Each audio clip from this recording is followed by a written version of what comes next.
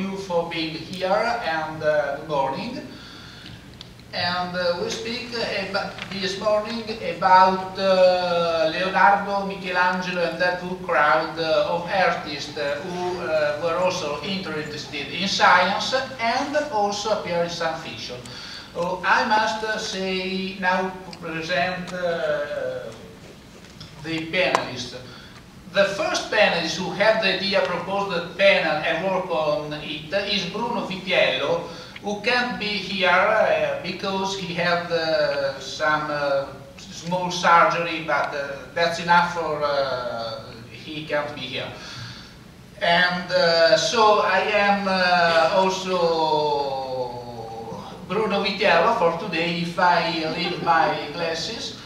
But I want to do it the way I see you, as a ball would see you. And we'll try our best to tell something about that. That's not our specialty, because Bruno had a PhD in history with a PhD thesis on Michelangelo. I am in mathematics, so for me it's not the same. But something I know, so we may try to go. I am Luigi Petruzzelli. I am a mathematician as for formation, education training, and I am also a small publisher in Italy specializing in science fiction. Hi, I'm Debora Montanari. I'm a writer. I'm a science fiction and fantasy writer. I wrote 2 novels and a lot of short stories, and he is my publisher now.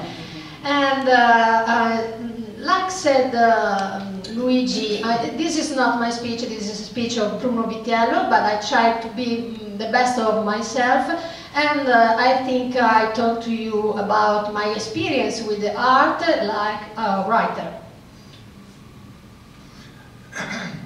Well, good morning. I'm Gerald Nordley. I write science fiction as G. David Nordley. That's the pen name there.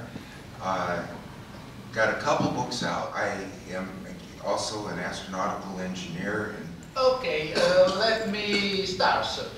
And the first thing that I wish to say is that when I studied mathematics in the university, one of my professors, Armando Marcona, once said, now we'll study projective geometry, but the true inventors of projective geometry were the Renaissance painters. I was a little puzzled because projective geometry was formalized some centuries later than Renaissance. And now, preparing for this panel, I found out that it's true. I think Michelangelo, Leonardo are not just a painter, a sculptor, but they are a fringe scientists. So we can say now fringe because we talk about fringe science. But if you think about the words of this genius, you think that they was a real fringe scientist. They give us the base for to have new technology for the contemporary art, for the movies, and for all that we have now. We find the universe inside the work of the painters, and you see other worlds. And you can see the light maybe you can see the God, your God, or the God of a painter that you're looking. Oh, I'm thinking about one thing. So you say the universe, the inner soul, and I don't know how many of you know that in Michelangelo's Sistine Chapel, when in the creation of Adam, when that famous painting where God points his fingers at Adam also. If you think about the form of the clouds around God, it has been pointed out that the form is exactly that of a human brain. Not only, but also the position of the characters in this painting are corresponds to some anatomical structures in the brain. I can't remember exactly now the reference, and if anyone is interested, I may found it anyway. It was a very a game almost, I would say, of putting little references into paintings and works and such to get your ideas by the sensors. You didn't want to, if you, and putting the brain in the clouds is, I think, possibly an example of that. But both, and I think this is true both of Chinese and European artists, that they would put little jokes or little references or little comments in the paintings, such as they might not be noticed by the authorities, but would be noticed by the cognoscenti. I think it's a communication by the painter to who are looking, because the painter say you, okay, you look in God, you look in the man, but God, maybe God can be inside the man, and man is inside the God. I think this is the first thought of this painter, because they lose. In medieval time, people think all is around God. In Renaissance, people think all is around man, but there is God too. God is inside the man, and on the contrary, man is inside God. So you see God and you see the man, or you see man and you're looking God. I think this is the message from the painter of Renaissance. The universe is inside us, and we are in the universe. So I think this is the message from Renaissance, and remain this message in the modern man.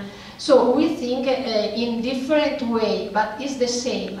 And when a science fiction writer talk about inner space and outer space, I think in part they talk about this, the universe inside you and you inside the universe. You can go out, but you can go in at the same time. We are all star stuff. All of the atoms and everything in our bodies was cooked up in stars and supernova.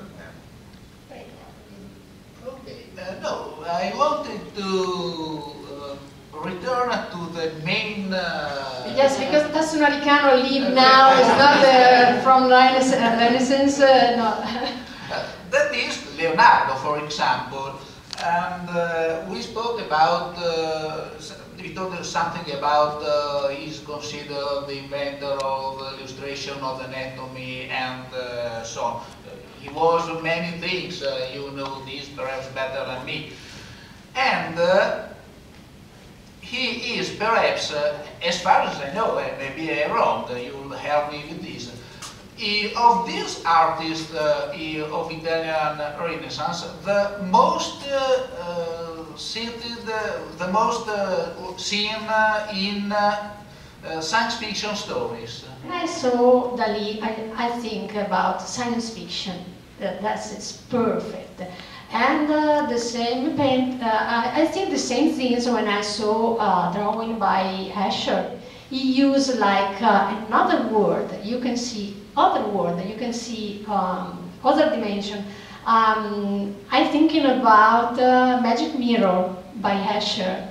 It's so wonderful. You see lizards coming out from the paper through the mirror, and the lizards change color, are gray, not more white or black, and then come back in the paper. And I think this is science fiction. The mirror in the middle, and you see another dimension, your dimension, and a parallel universe. This is a multiverse inside Escher drawing. It's wonderful, wonderful. Yes, Infinity is a hard concept to deal with in words, but Escher does it in the picture there. 12 o'clock panels, so maybe we get a break between. Thank you all for that. Thank you.